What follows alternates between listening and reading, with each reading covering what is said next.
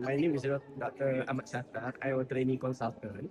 So actually, kenapa saya DBE ni lah? Sebenarnya bermula 4 tahun yang lepas, saya ada masalah sleep disc. I have a very bad sleep disc. Guna kat Alora Pen dan juga Alora Soft.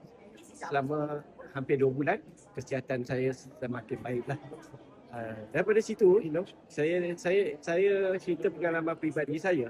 Kenapa saya pakai Alora 24 jam selama 2 bulan itu atas dasar education system kita. So apa yang berlaku ialah DBE, kita ada satu apps dia.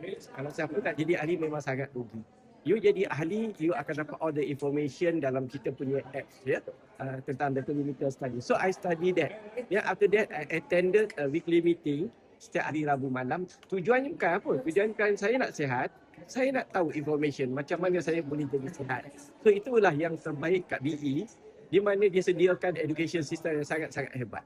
So kepada yang curiga, yang was-was, yang hanya fikir ini just a testimonial, please join mana-mana agent BE International.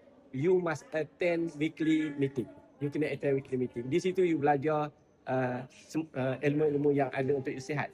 Saya tertarik baru ni kita ada satu BEHS, iaitu Showcase on Health, di mana hampir 3,500 orang yang hadir, Malaysian Guinness Book of Record. Kenapa hampir 3,500 orang hadir? So itu pertanyaan kita.